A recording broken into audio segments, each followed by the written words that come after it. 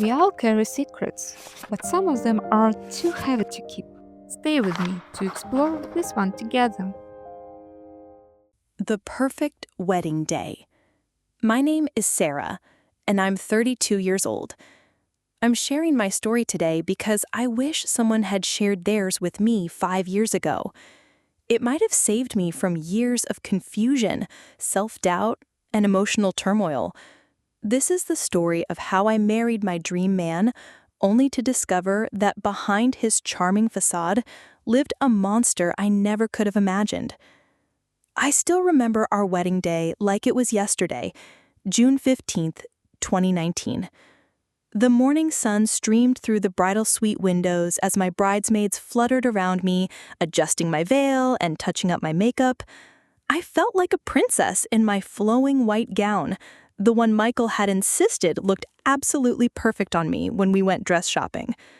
Everyone kept telling me how radiant I looked, how lucky I was to be marrying such a wonderful man. Michael was the kind of man every woman dreams of marrying. At 35, he was successful, intelligent, and devastatingly handsome. He had this way of lighting up a room when he walked in, making everyone feel like they were the most important person in the world when he spoke to them. He was a marketing executive at a prestigious firm, drove a BMW, and had this infectious laugh that could make anyone's day better. My friends were constantly telling me how envious they were, how I'd hit the jackpot with him. As I walked down the aisle that day, seeing his face break into that million-dollar smile, I felt like I was living in a fairy tale. The ceremony was everything I'd dreamed of since I was a little girl. Michael's vows were so beautiful they made half the congregation cry. He spoke about how I was his soulmate, how he'd never felt love like this before, how he promised to protect and cherish me for the rest of our lives. The words felt so genuine, so heartfelt that I nearly cried myself. The reception was magical. Michael was the perfect husband, dancing with me to our song, making heartfelt toasts, charming all of our guests. My mother kept whispering to me how proud she was of my choice, how Michael was everything she'd ever wanted in a son-in-law. Even my typically skeptical father was won over by Michael's genuine interest in his vintage car collection and his knowledge of baseball statistics. But as I sit here now, 3 years later, writing this in my cramped studio apartment, I can't help but think about what happened just 3 hours after we said, "I do." It was such a small thing at the time, something I brushed off as wedding stress. But looking back now, I realize it was the first glimpse of the man I'd actually married. We were in our honeymoon suite, finally alone after the long day of celebration. I was sitting at the vanity, carefully removing my jewelry and taking off my makeup, when I mentioned how much fun I'd had dancing with my college friends during the reception. I laughed about how Jake, my friend from my journalism program, had stepped on my dress during one of the group dances, and how we'd all laughed about it. The temperature in the room seemed to drop 10 degrees. Michael's reflection in the mirror changed from the loving husband to something cold and calculating. His voice, when he spoke, was controlled but had an edge I'd never heard before. He asked me why I thought it was appropriate to spend so much time with another man on our wedding day. He said it was embarrassing for him to watch his new wife be so friendly with her male friends, especially in front of his colleagues and family. I turned around, confused and hurt. I tried to explain that Jake was just a friend, that we'd all been dancing together as a group, that there was nothing inappropriate about it. But Michael's jaw was set in a way I'd never seen before. He told me that maybe I didn't understand how marriage worked, that I needed to be more conscious of how my actions reflected on him. He said that as his wife, I had a responsibility to conduct myself in a way that honored our relationship. The words hit me like a physical blow. This wasn't the man who had just promised to love and cherish me in front of 200 people. This was someone cold, someone who seemed to view me as a possession rather than a partner. I felt tears welling up in my eyes, and I asked him if he was seriously upset about me dancing with my friends at our own wedding day. That's when his demeanor shifted again, like a switch had been flipped. Suddenly, he was the charming Michael again, coming over to wrap his arms around me, telling me he was sorry, that he was just tired and stressed from the big day. He said he loved me so much that sometimes he got a little jealous, that it was because he couldn't bear the thought of sharing me with anyone else. He kissed my forehead and told me he was being silly, that of course I should dance with my friends. As he held me, I felt my confusion melt away. This made sense. He was tired, we'd both been under a lot of stress planning the wedding, and he was just being protective because he loved me so much. I convinced myself that his reaction was actually sweet in a way, that it showed how much he cared about me. I apologized for not being more sensitive to his feelings, and we went to bed holding each other. But even as I drifted off to sleep in his arms, something in the back of my mind felt unsettled. There had been something in his eyes that moment that didn't match the loving words he had spoken at the altar just hours earlier. I told myself I was being paranoid, that every couple has their first fight, that this was just growing pains as we adjusted to being married. If I could go back and talk to that naive 29-year-old bride, I would tell her to trust her instincts. I would tell her that love doesn't come with conditions, that a husband who truly loves you doesn't try to control who you dance with at your own wedding day. I would tell her that the man she married wasn't tired or stressed. He was showing her exactly who he was when he thought no one else was watching. But I didn't know any of that then. I was blissfully unaware that I'd just married someone who would spend the next 3 years systematically destroying my sense of self, my confidence, and my ability to trust my own perceptions. I had no idea that the charming, wonderful man everyone loved was just a carefully constructed mask, hiding someone who viewed me not as a partner to love, but as a possession to control. 3 months after the wedding. I've been thinking about writing down some of the things that have been happening lately, just to help me process everything. Michael keeps telling me I'm being too sensitive, that I'm imagining problems where none exist. But I feel like I'm going crazy. Maybe if I write it down, I can figure out what's really going on. Last week, I had lunch with my sister Emma. We went to this little cafe downtown that we've been going to since we were teenagers. It's nothing fancy, just good food and a comfortable place where we can catch up. We hadn't seen each other in a while because I've been so busy with work and adjusting to married life, so we had a lot to talk about. Emma mentioned that she'd been dating someone new, a guy named David who works in graphic design. She was excited about him, the way she gets when she really likes someone. She showed me pictures on her phone, and I could see why she was smitten. He seemed creative and funny, and the way he looked at her in the photos reminded me of how Michael used to look at me when we were first dating. When I got home that evening, I was in a good mood. I'd missed spending time with Emma, and it felt nice to have that sister connection again. Michael was in the kitchen making dinner, and I started telling him about my afternoon. I mentioned Emma's new boyfriend, how happy she seemed, and how excited I was for her. Michael's stirring slowed, and he got this look on his face that I was starting to recognize but couldn't quite name yet.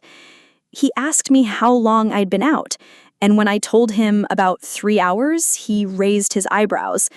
He said it seemed like a long time for lunch, and asked what we'd talked about for so long. There was something in his tone that made me feel defensive, like I'd done something wrong. I tried to explain that Emma and I hadn't seen each other in weeks, that we'd had a lot to catch up on, but Michael kept pressing. He wanted to know every detail of our conversation, who else was at the restaurant, whether I'd mentioned him. When I told him I'd shared some funny stories about our honeymoon, he stopped stirring entirely and turned to face me. He said I hoped I wasn't sharing private details about our marriage with Emma, that some things should stay between a husband and wife.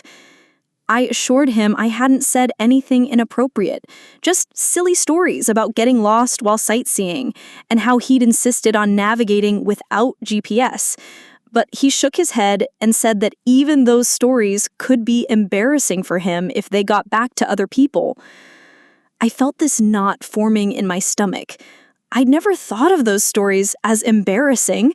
They were sweet, funny memories from what was supposed to be the most romantic time of our lives. But the way Michael was looking at me made me feel like I'd betrayed some sacred trust. I apologized, even though I wasn't sure what I was apologizing for. Then he did something that confused me even more. He smiled and came over to hug me, telling me he knew I didn't mean anything by it, that he just wanted to protect our privacy. He said marriage was different from being single, that we needed to be a team and keep some things just between us. He kissed my forehead and told me he loved me, that he was just looking out for our relationship. By the time we sat down to dinner, I almost felt grateful for his guidance. Maybe he was right. Maybe I was still thinking like a single person instead of a married woman. Maybe I did need to be more careful about what I shared with others, even my own sister. But that night, as I lay in bed listening to Michael's steady breathing, I couldn't shake the feeling that something was off. Since when did lunch with my sister require an interrogation? Since when did sharing innocent stories about our honeymoon constitute a betrayal? And why did his guidance feel so much like criticism? The pattern continued in small ways over the following weeks. When I got home from work, Michael would ask detailed questions about my day.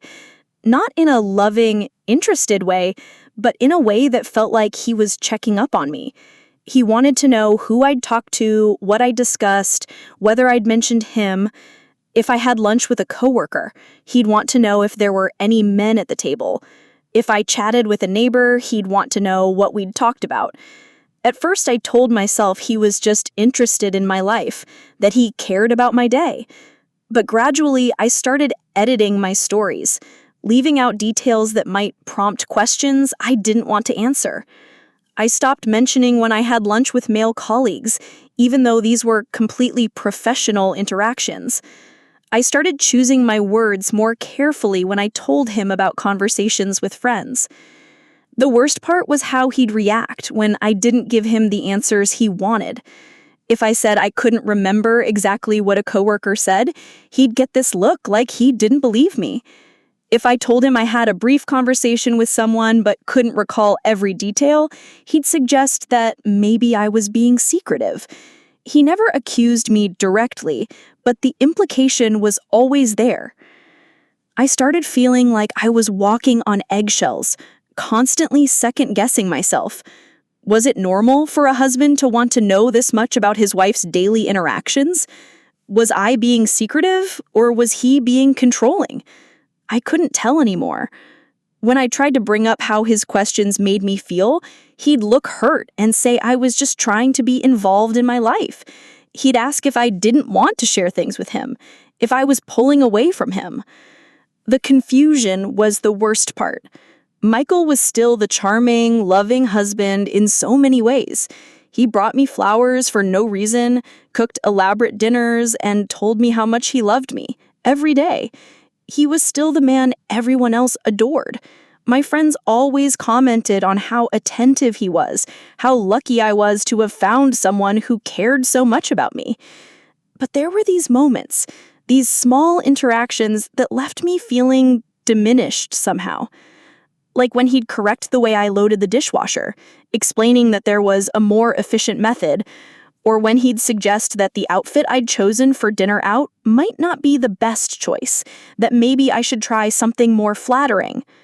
Or when he'd interrupt me in the middle of telling a story to friends, adding important details I'd forgotten, or correcting my version of events. Each incident was so small, so seemingly insignificant, that I felt foolish for being bothered by them. This was Michael, the man who loved me enough to marry me, who everyone thought was perfect. If I was feeling uncomfortable, it must be my problem, not his. Maybe I was being too sensitive, too independent, too set in my single ways. I started doubting my own perceptions more and more. When he'd question my memory of events, I'd wonder if I really was remembering things wrong. When he'd suggest that I was overreacting to something, I'd wonder if I was being too emotional. When he'd point out flaws in my reasoning or decision-making, I'd wonder if I really was as capable as I'd always believed I was. The most insidious part was how gradually it all happened. If someone had told me on my wedding day that within 3 months I'd be second-guessing every conversation, every outfit choice, every social interaction, I would have laughed at them. But it didn't happen all at once. It was a slow erosion, like waves wearing away at a cliff face.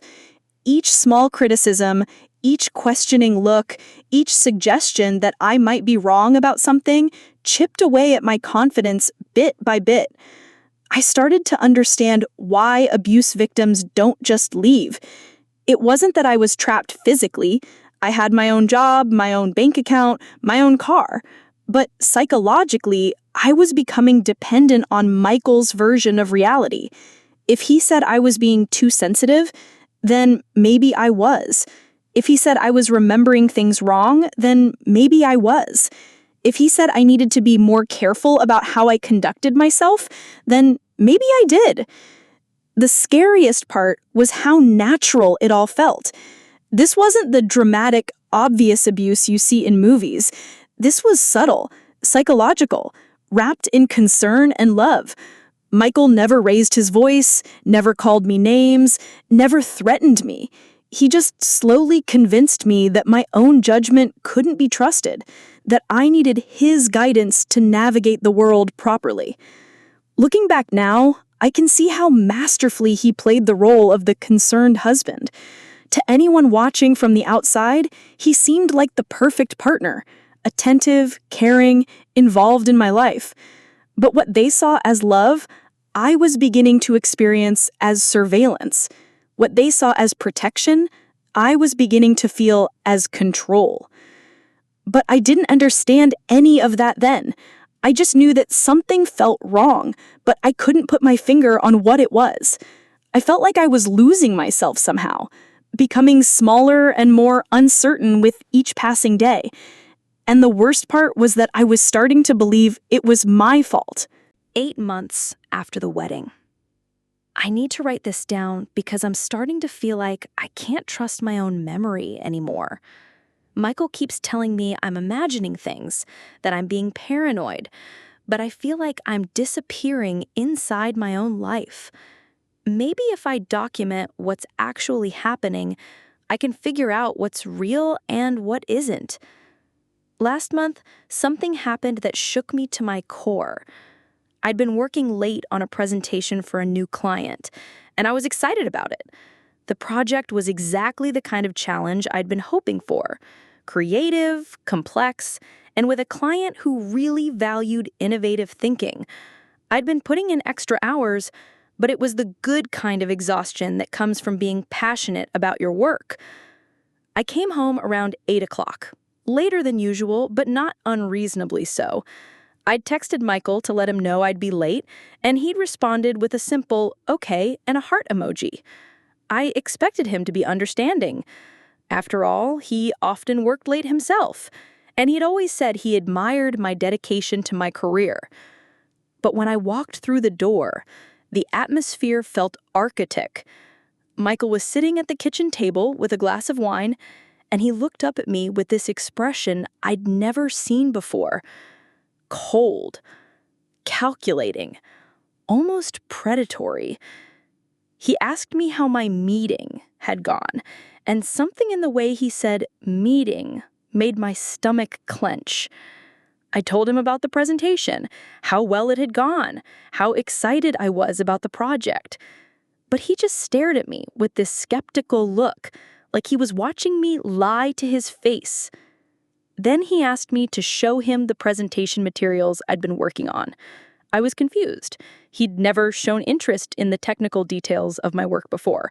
But I got out my laptop and pulled up the files. As I walked him through the presentation, I noticed him checking the timestamps on the documents. He pointed out that the last modifications had been made at 6:30 p.m., not 8 p.m.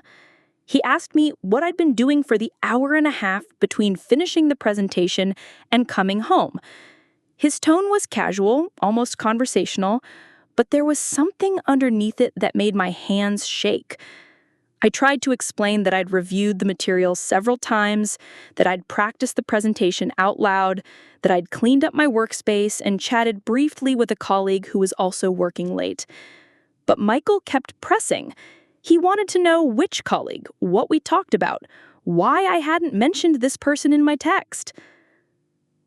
The colleague was James, a guy about my age who worked in the same department.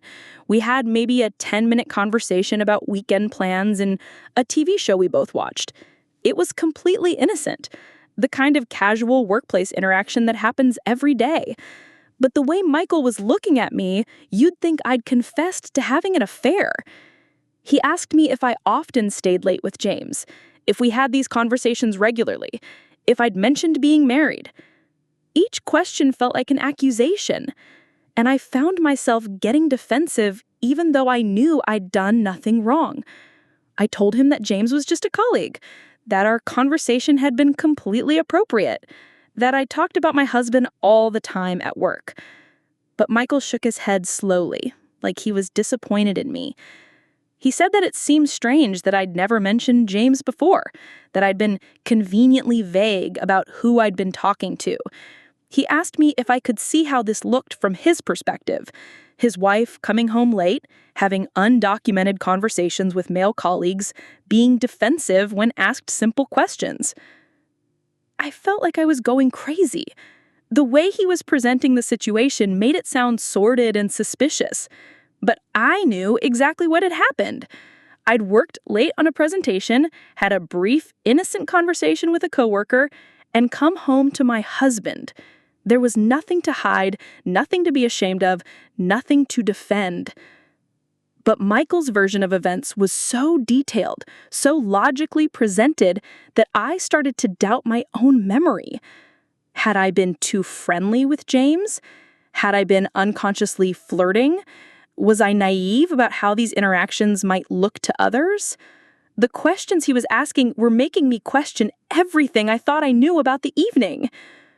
When I tried to explain that he was misinterpreting an innocent situation, Michael sighed and said he could see I wasn't ready to be honest with him.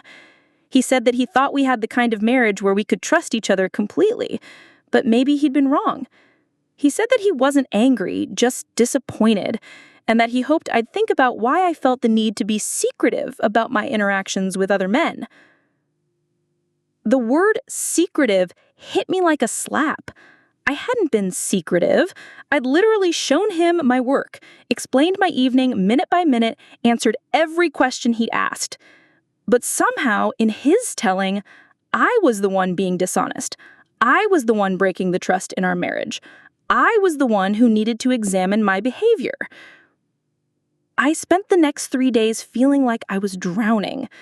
I replayed the conversation with James over and over in my mind, analyzing every word, every gesture, every expression.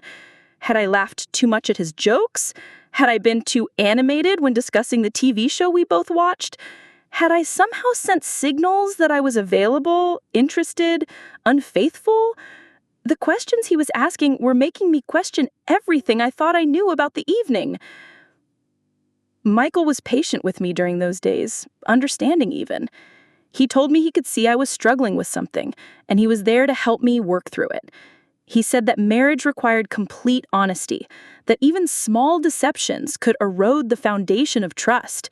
He assured me that he loved me, that he wanted to help me understand how to be a better wife, how to avoid situations that might compromise our relationship. His kindness during this period almost broke me. Here was this loving, patient man trying to help me see my own flaws, trying to guide me toward being the wife he deserved. I felt grateful for his forgiveness, ashamed of my behavior, determined to do better. I started avoiding James at work, keeping our interactions strictly professional. I began leaving work earlier, texting Michael detailed updates about my activities, asking his opinion on workplace decisions. It was only weeks later that I realized what had actually happened. Michael had taken a completely normal work situation and twisted it into evidence of my untrustworthiness. He'd used my own confusion and self-doubt against me, making me question my own perceptions and memories. He'd positioned himself as the reasonable, loving husband, while casting me as the secretive, potentially unfaithful wife. But the realization came too late. The damage was done. I was already walking on eggshells, already editing my interactions, already seeing my own behavior through his suspicious lens. I'd internalized his version of reality, where innocent conversations were potential betrayals, where working late was an opportunity for infidelity, where being defensive was evidence of guilt. The isolation started around this time, too. Michael began expressing concerns about my friends, questioning whether they were good influences on our marriage. He'd point out how Sarah from work was divorced and might be encouraging me to be dissatisfied with my own marriage. He'd mention how my college friends were all single and might not understand the compromises required in a committed relationship. He never forbade me from seeing anyone, but he made it clear that he was watching, evaluating, judging. When I'd come home from lunch with a friend, he'd ask probing questions about our conversation. Had they asked about our marriage? Had they made any negative comments about him? Had they encouraged me to be more independent or to stand up for myself? The questions were presented as natural curiosity, but they felt like interrogations. I started dreading these post-social debriefings, started choosing my words carefully when talking to friends, started declining invitations because it was easier than facing the questioning later. My confidence at work began to erode too. Michael had always been supportive of my career, but now he started questioning my professional decisions. He'd suggest that I was being too aggressive in meetings, that I might be coming across as difficult to work with. He'd point out when I'd misunderstood something or made a mistake, always in a helpful, constructive way, but the cumulative effect was devastating. I started second-guessing every email I sent, every presentation I gave, every interaction with colleagues. If Michael thought I was being too assertive, maybe I was. If he thought I was making poor decisions, maybe I was. If he thought I was damaging my professional reputation, maybe I was. The most insidious part was how he'd use my own words against me. If I expressed frustration about a work situation, he'd later remind me of how I'd said my job was stressful and suggest that maybe I wasn't handling the pressure well. If I mentioned being tired, he'd point out that I'd been complaining about being tired a lot lately and suggest that maybe I was overcommitting myself. He had this way of taking my honest sharing and turning it into evidence of my shortcomings. I started censoring myself even in my own marriage, afraid that anything I said might be used against me later. I stopped expressing frustration, stopped admitting when I was struggling, stopped sharing the full truth of my experiences. The gaslighting was so subtle, so skillfully done, that I didn't even recognize it for what it was. Michael never called me names, never raised his voice, never made obvious threats. He just slowly convinced me that my own perceptions were unreliable, that my memory was faulty, that my judgment was poor. He made me believe that I needed his guidance to navigate the world, that without his input, I'd make mistakes that would damage our marriage, my career, my relationships. By the time I realized what was happening, I was already deep in the fog of confusion and self-doubt that he'd created. I'd lost touch with my own instincts, my own sense of right and wrong, my own understanding of what was normal and healthy in a relationship. I'd become dependent on his version of reality, even when that version made me feel small, crazy, and fundamentally flawed. The woman who had walked down the aisle 8 months earlier, confident, successful, surrounded by loving friends and family, was disappearing. In her place was someone anxious, isolated, and constantly questioning her own worth.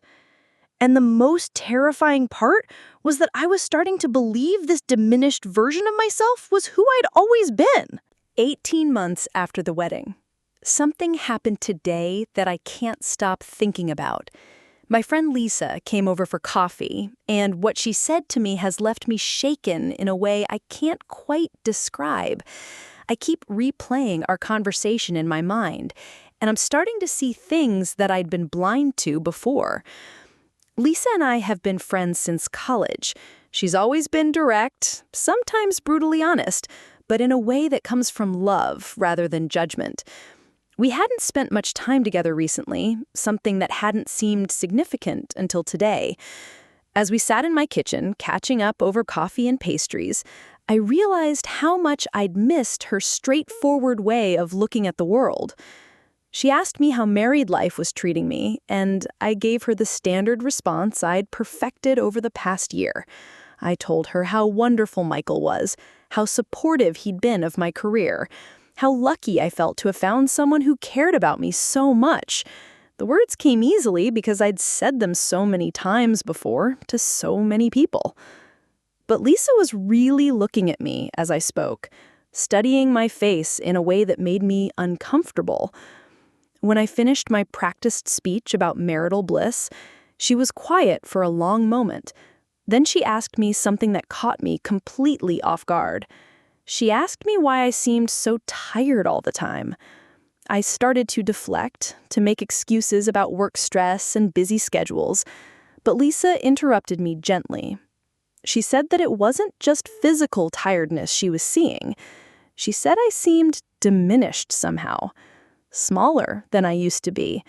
She said that when she'd known me in college, I'd been vibrant and opinionated, quick to laugh and full of stories. She said that today I seemed like I was performing being happy, rather than actually feeling it. Her words hit me like a physical blow. I felt exposed, like she'd seen through some carefully constructed facade I didn't even know I was maintaining. I tried to laugh it off, to tell her she was being overly analytical, but the tears that sprang to my eyes betrayed me. Lisa leaned forward and took my hand. She said that she'd been worried about me for months, that she'd noticed how I'd become less and less available, how our conversations had become more superficial, how I seemed to be constantly checking my phone or worrying about getting home to Michael. She said that she'd tried to tell herself it was just normal adjustment to married life, but that seeing me today had convinced her that something was wrong. I felt this overwhelming urge to defend Michael, to explain that he wasn't controlling, that he was just concerned about me, that he loved me and wanted to protect me. But as I started to speak, I realized that I was using the same words Michael used to explain his behavior. I was parroting his explanations, his justifications, his version of reality. Lisa listened patiently as I told her about how Michael worried when I was out late, how he liked to know where I was because he cared about my safety, how he offered guidance about my career and friendships because he had more experience with people and relationships. But as I spoke, I could see the concern growing in her eyes. When I finished, she asked me a question that stopped me cold. She asked me when I'd started needing permission to live my own life. She pointed out that I'd checked my phone 6 times during our 2-hour conversation, that I'd mentioned needing to get home to make dinner for Michael, even though it was only 3 o'clock, that I seemed anxious and distracted the entire time we'd been together. I tried to explain that I wasn't asking for permission, that I was just being considerate of my husband's feelings, that this was what marriage looked like. But Lisa shook her head. She said that in healthy marriages, partners trust each other to make good decisions, that they don't need constant check-ins and explanations, that they support each other's friendships and independence. She told me about her own marriage, how she and her husband David trusted each other completely, how they encouraged each other to spend time with friends, how they shared household responsibilities without keeping score. She said that love shouldn't make you feel like you're walking on eggshells, that it shouldn't require you to become a smaller version of yourself. As she spoke, I felt something crack open inside me. I realized that I couldn't remember the last time I'd made a decision without considering Michael's potential reaction. I couldn't remember the last time I'd gone out with friends without feeling guilty about it. I couldn't remember the last time I'd felt confident in my own judgment about anything important. Lisa must have seen the recognition in my eyes because she reached across the table and squeezed my hand. She said that she was worried about me, that the dynamic I was describing sounded unhealthy, that she thought I might be in an emotionally abusive relationship. The words emotionally abusive hit me like a lightning bolt. I immediately started protesting. Michael had never hit me, never screamed at me, never called me names. He was loving and supportive and concerned about my well-being. How could that be abuse? But Lisa explained that emotional abuse doesn't always look like what we see in movies, that it can be subtle and insidious, that it often masquerades as love and concern. She described patterns of behavior that made my blood run cold. Isolating partners from friends and family, making them doubt their own perceptions, controlling their activities under the guise of protection, gradually eroding their confidence and independence. As she spoke, I felt like she was describing my marriage with startling accuracy. But the most devastating moment came when she asked me to think about who I'd been before I married Michael. She asked me to remember what I'd been like in college, what dreams I'd had, what kind of person I'd been. As I thought about it, I realized that I barely recognized that woman anymore. In college, I'd been confident and outspoken. I'd had strong opinions about everything, from politics to movies to what we should order for dinner. I'd been a spontaneous, always up for an adventure, quick to laugh and slow to doubt myself. I'd been a leader in my sorority, editor of the school newspaper, someone my friends came to for advice and support. But over the past 18 months, I'd become someone who second-guessed every decision, who deferred to Michael's judgment on everything from what to wear to what to think about current events. I'd become someone who was afraid to express opinions that might differ from his, who avoided making plans without his input, who felt anxious and inadequate most of the time. Lisa saw the realization dawning on my face. She said that the woman she'd known in college would never have tolerated being questioned about every conversation, every decision, every interaction. She said that woman would have recognized controlling behavior and walked away from it. She asked me what had happened to her. I didn't have an answer. I knew that woman had existed, but she felt like a stranger to me now. I couldn't imagine being that confident, that self-assured, that independent. It was like Lisa was describing someone I'd known in a past life, someone I could barely remember being. When Lisa left that afternoon, she made me promise to think about what she'd said. She gave me some articles to read about emotional abuse, some websites to check out, some phone numbers to call if I needed support. She said that she was there for me no matter what, that she wanted to help me find my way back to myself. As I cleaned up the coffee cups and put away the pastries, I felt like I was moving through a fog. Everything looked the same, but somehow everything had changed. The kitchen where I'd made hundreds of meals for Michael suddenly felt like a prison. The phone I'd been checking compulsively all afternoon suddenly felt like a tracking device. The life I'd been living suddenly felt like a performance. When Michael came home that evening, I watched him differently. I noticed how he immediately asked who I'd seen, what we'd talked about, what I'd told Lisa about our marriage. I noticed how he analyzed my responses, looking for inconsistencies or signs of disloyalty. I noticed how he framed his questions as loving concern, while making it clear that he was monitoring my behavior. For the first time in months, I didn't give him a full account of my day. I told him Lisa and I had caught up, that we had a nice time, that she'd asked about him. But I didn't mention what she'd said about my marriage, about the changes she'd noticed in me, about the articles she'd given me to read. The act of withholding information felt both terrifying and liberating. I was breaking one of the unspoken rules of our marriage, complete transparency, meaning complete surveillance. But I was also reclaiming something that had been taken from me, the right to my own thoughts, my own conversations, my own processing of my experiences. That night, after Michael fell asleep, I lay awake thinking about everything Lisa had said. I thought about the woman I'd been before I married him, the dreams I'd had, the confidence I'd felt. I thought about how gradually I'd been convinced that my perceptions were wrong, my judgment was poor, my instincts were unreliable. I thought about all the times Michael had questioned my memory of events, making me doubt my own experiences. I thought about how he'd isolated me from friends under the guise of protecting our privacy. I thought about how he'd undermined my confidence at work while claiming to be supportive. I thought about how he'd made me feel grateful for his guidance while systematically destroying my ability to trust myself. As I lay there in the dark, I felt a spark of something I hadn't felt in months. Anger.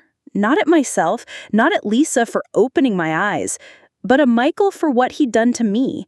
He'd taken a confident, independent woman and slowly convinced her that she was incapable of making good decisions without his input.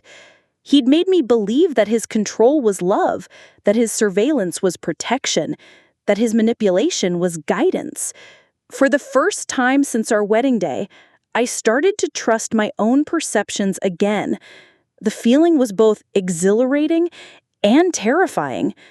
I realized that I'd been living in a carefully constructed prison, one where the bars were made of guilt and self-doubt rather than steel. And the person holding the keys wasn't some external captor, but someone who claimed to love me more than life itself. I knew that Lisa was right.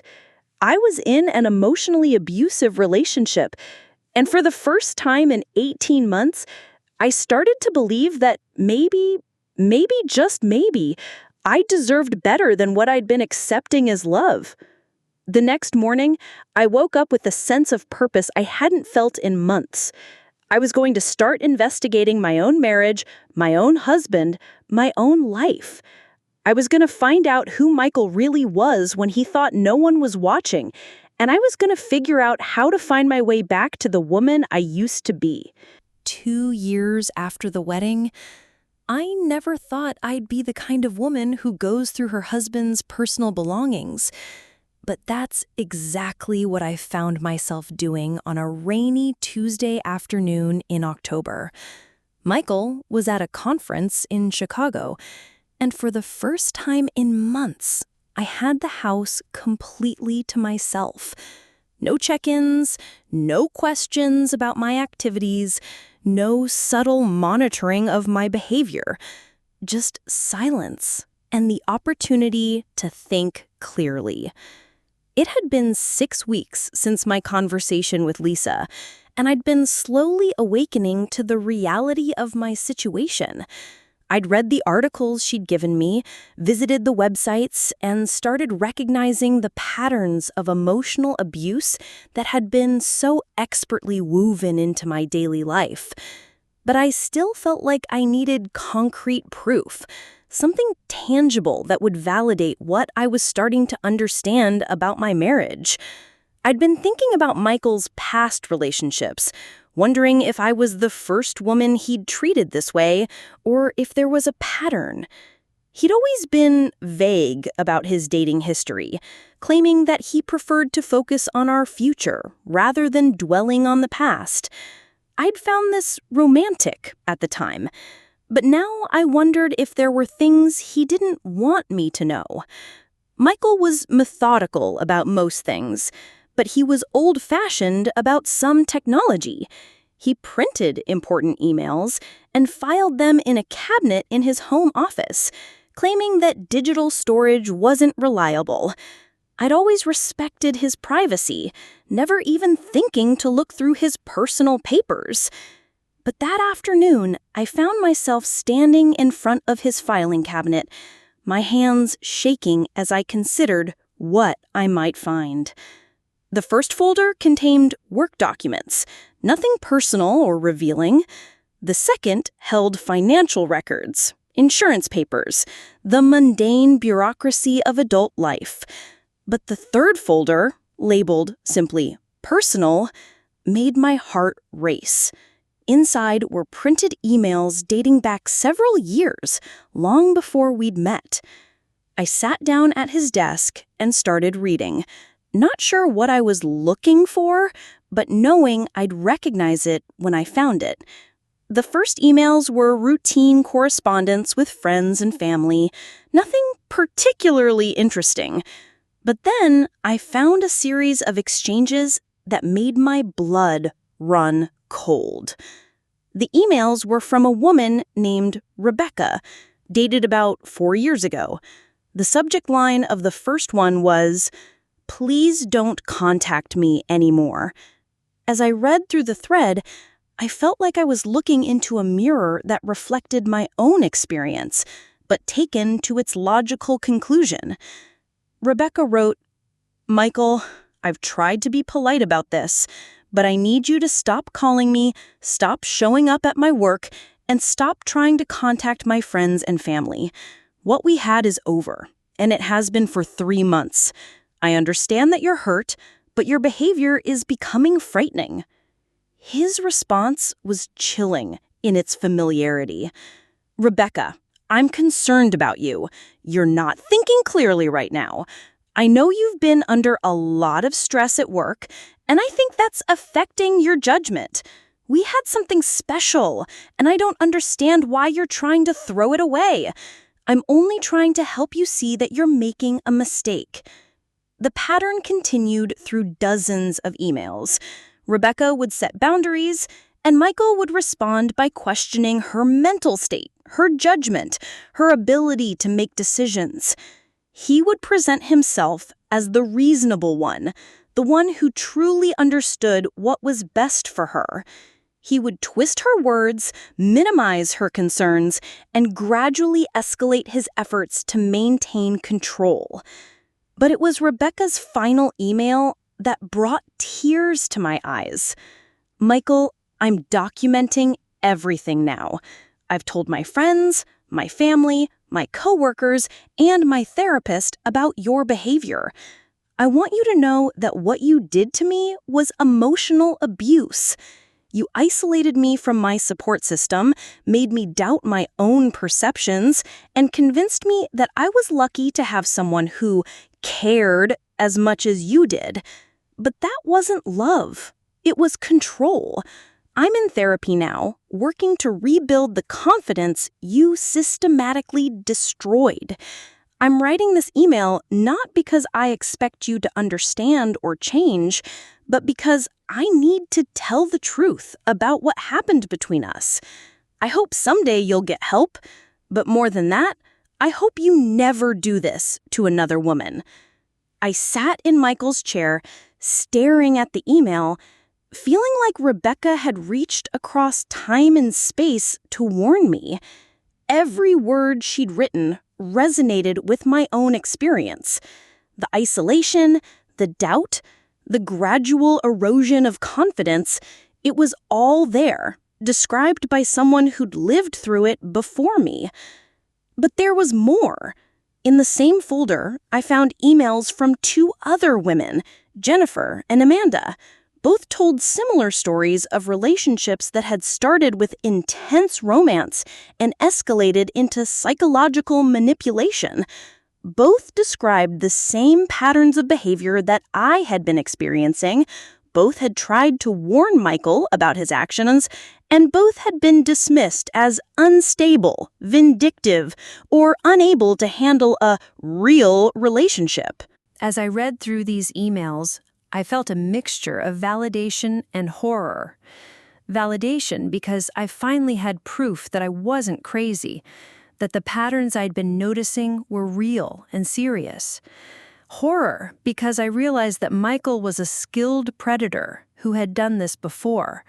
multiple times and had learned from each experience how to be more effective. The most disturbing part was seeing how he'd refined his techniques over time. With Rebecca, he'd been more overtly controlling, more obviously possessive. But with each subsequent relationship, he'd become more subtle, more sophisticated in his manipulation. By the time he'd met me, he'd perfected the art of psychological abuse, disguised as love and concern. I found notebooks where he'd actually written about his relationships, analyzing what had gone wrong and how he could improve his approach. But his definition of improvement was chilling. He wasn't trying to become a better partner. He was trying to become a more effective controller. He'd noted that direct confrontation made women defensive, so he'd learned to use questions and suggestions instead. He'd observed that isolation worked better when it was gradual, so he'd developed strategies for slowly separating partners from their support systems. Reading these notebooks felt like discovering the playbook for my own psychological destruction. Every technique he used on me was documented, refined, perfected through practice on other women. I wasn't his first victim. I was just his most successful project. The most heartbreaking discovery was a letter Rebecca had sent to Michael's family, trying to warn them about his behavior. She described the abuse in detail, begging them to encourage him to get help. But Michael had dismissed her claims as the ravings of an ex-girlfriend who couldn't handle being dumped. His family had believed him, just as everyone in our circle believed in his charm and perfection. As I sat surrounded by evidence of Michael's pattern of abuse, I felt a complex mixture of emotions. There was relief at finally having concrete proof that I wasn't imagining things. There was anger at the systematic way he'd manipulated me and others. There was sadness for Rebecca, Jennifer, Amanda, and all the women who'd suffered at his hands. And there was fear. Fear of what he might do if he discovered that I knew the truth. But underneath all of these emotions was something I hadn't felt in months: determination. I wasn't going to be another casualty of Michael's need to control and dominate. I wasn't going to let him destroy my sense of self the way he'd destroyed Rebecca's. I wasn't going to stay silent and allow him to move on to his next victim. I carefully photographed every relevant document with my phone, making sure to capture both the emails and Michael's handwritten notes. I wanted to have evidence that couldn't be destroyed or denied. Then I returned everything to its original place, making sure the filing cabinet looked exactly as I'd found it. That evening, when Michael called to check in from his conference, I performed the role of the dutiful wife one last time. I told him about my quiet day at home, asked about his meetings, expressed how much I missed him. But inside, I was planning my escape from the carefully constructed prison he'd built around me. For the first time in 2 years, I felt like I was seeing clearly. Michael wasn't the loving, concerned husband he pretended to be.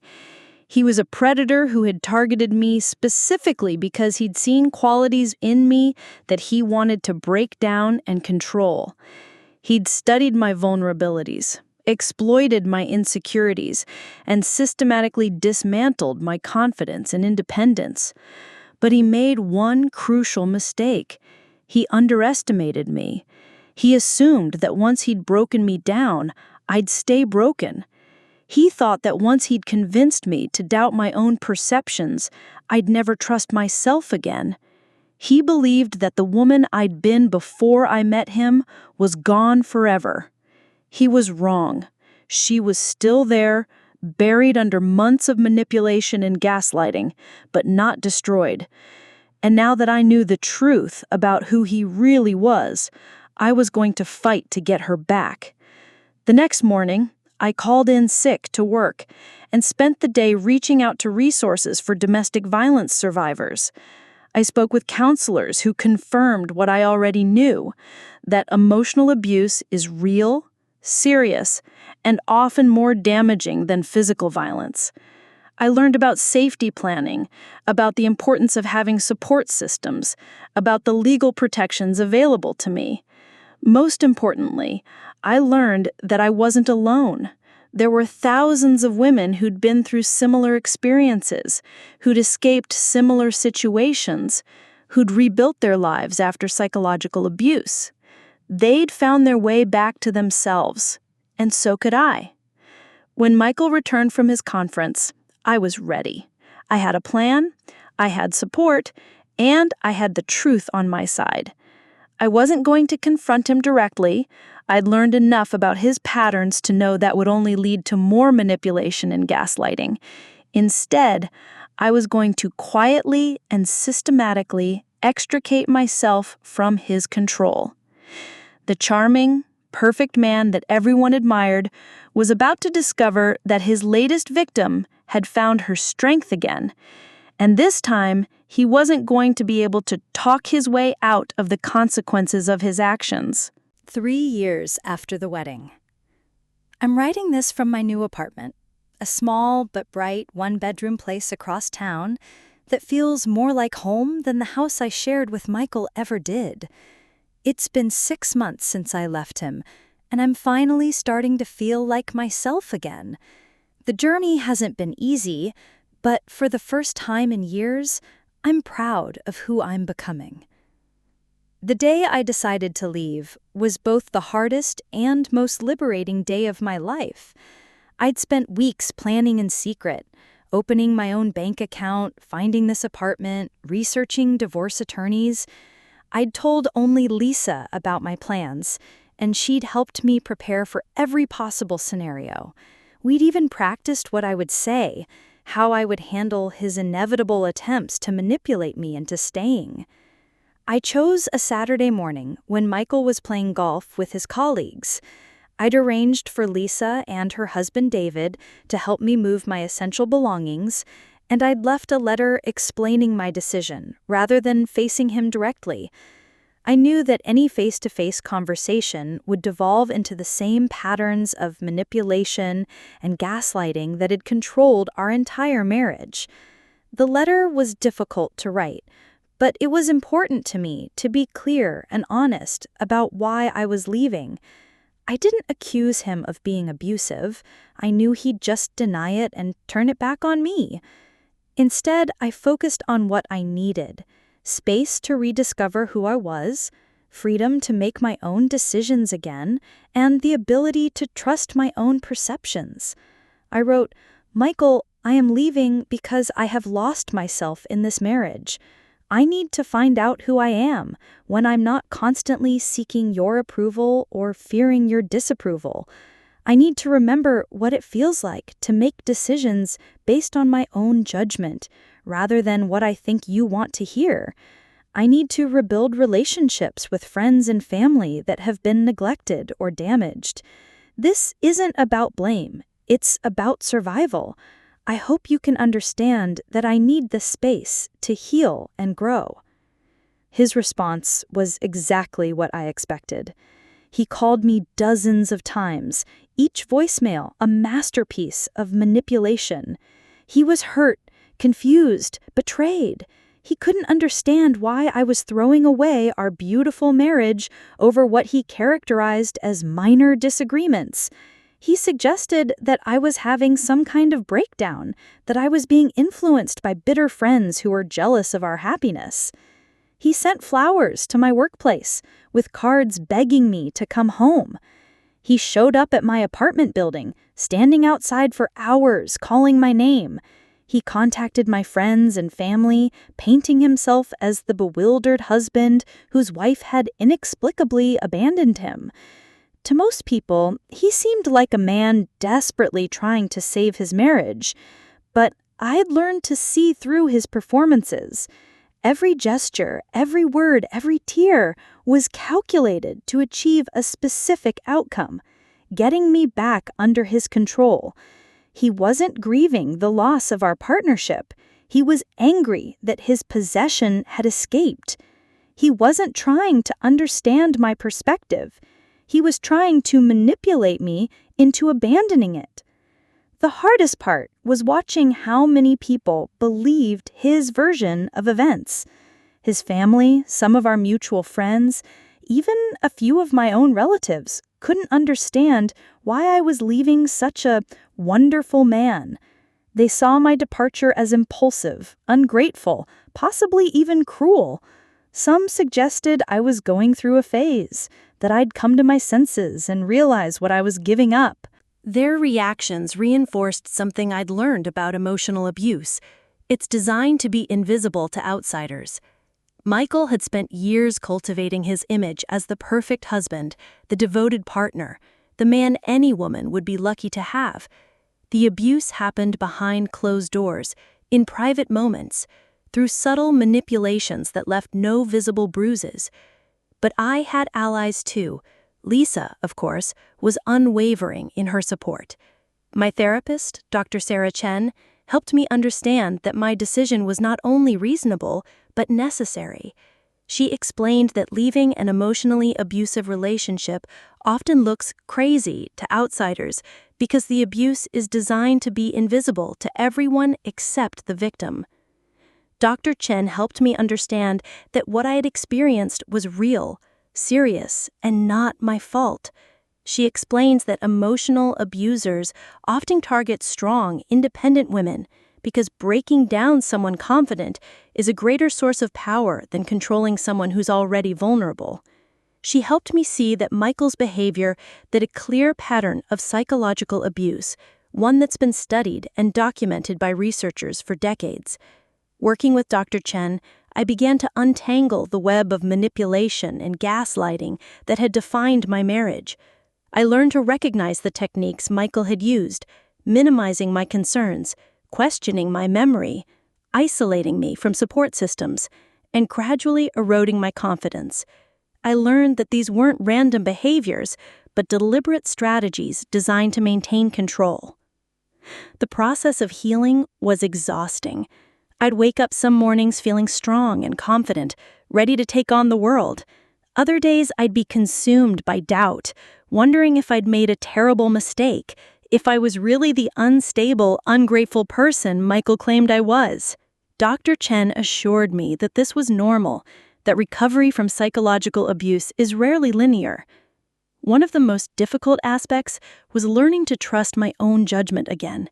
I'd spent so long having my perceptions questioned and corrected that I'd lost confidence in my ability to interpret situations accurately. Simple decisions felt overwhelming because I'd become so accustomed to seeking Michael's approval for everything from what to wear to what to think about current events. Dr. Chen introduced me to other survivors of emotional abuse, and hearing their stories was both heartbreaking and healing. I learned that I wasn't alone, that thousands of women had walked this path before me. They shared strategies for rebuilding confidence, for recognizing red flags in future relationships, for dealing with the shame and isolation that often follow leaving an abusive partner. Through these conversations, I began to understand that emotional abuse is more common than most people realize. It doesn't always involve obvious controlling behaviors like forbidding partners from working or seeing friends. Often it's subtle, gradual, disguised as love and concern. It's the partner who questions your every decision while claiming to support you, who isolates you from friends while insisting they're protecting you, who makes you doubt your own perceptions while presenting themselves as the voice of reason. Slowly, I began to reconnect with the woman I'd been before I met Michael. I started spending time with friends I'd neglected during my marriage, rediscovering interests and hobbies I'd abandoned. I began expressing opinions again, even when they were unpopular or controversial. I started making decisions based on my own judgment rather than what I thought someone else wanted to hear. The divorce proceedings were challenging. Michael's lawyer painted me as an unstable woman who'd abandoned her devoted husband without cause. They argued that I was seeking an unfair financial settlement from a man who'd done nothing but love me. Without physical evidence of abuse, it was difficult to prove what I'd experienced. But I had Rebecca's emails, along with the other documentation I'd found in Michael's files. My attorney was able to use these to establish a pattern of behavior that supported my claims. We also had testimony from Dr. Chen about the psychological impact of emotional abuse, and statements from friends like Lisa, who'd witnessed the changes in my behavior during the marriage. The settlement wasn't perfect, but it was fair. More importantly, it was final. I was legally free from Michael, able to move forward with my life without fear of his continued manipulation and control. As I write this, I'm preparing for a new job opportunity that excites me more than anything has in years. I'm working as a freelance consultant, helping other women who've experienced workplace harassment and discrimination. It's challenging work, but it allows me to use my professional skills while making a difference in other people's lives. I'm also dating again, though carefully and with clear boundaries. I've learned to recognize the warning signs of controlling behavior, and I'm no longer willing to compromise my independence for the sake of a relationship. I've discovered that healthy love doesn't require you to become smaller or less confident. It encourages you to be your fullest, most authentic self. Most importantly, I've learned that leaving an abusive relationship is not the end of the story. It's the beginning of a new chapter. Recovery takes time, therapy, and support from people who understand what you've been through. But it's possible. You can reclaim your sense of self, rebuild your confidence, and create a life that's authentically yours. If you're reading this and recognizing your own experience in my story, please know that you're not alone. What you're experiencing is real, serious, and not your fault. You deserve to be treated with respect and kindness. You deserve to have your opinions valued and your boundaries respected. You deserve a relationship that makes you feel more yourself, not less. There are resources available to help you. The National Domestic Violence Hotline is 1-800-799-7233. They provide confidential support 24/7. Local women's shelters often have counselors who specialize in emotional abuse. Therapists trained in trauma recovery can help you process your experiences and develop strategies for healing. Most importantly, trust your instincts. If something feels wrong in your relationship, it probably is. If you find yourself constantly second-guessing your own perceptions, walking on eggshells, or feeling like you're losing yourself, those are red flags that deserve attention. You are stronger than you know. You are worth more than you've been told. And you have the power to create a life that reflects your true value and potential. The woman who walked down the aisle 3 years ago believing she was marrying her soulmate was not naive or foolish. She was hopeful, trusting, and open to love. Those are beautiful qualities that I refuse to let Michael's abuse take away from me. I'm learning to be cautious without becoming cynical, to be wise without becoming bitter. I'm still healing, still growing, still becoming the person I was meant to be. But for the first time in years, I'm excited about the future. I'm proud of the strength it took to leave, grateful for the support that helped me heal, and hopeful about the possibilities that lie ahead. The monster that hid behind my husband's charming facade did not destroy me. Instead, he revealed just how resilient, intelligent, and capable I truly am. And that's a gift I'll carry with me for the rest of my life. I think you cannot click on the next video before time runs out. You lost.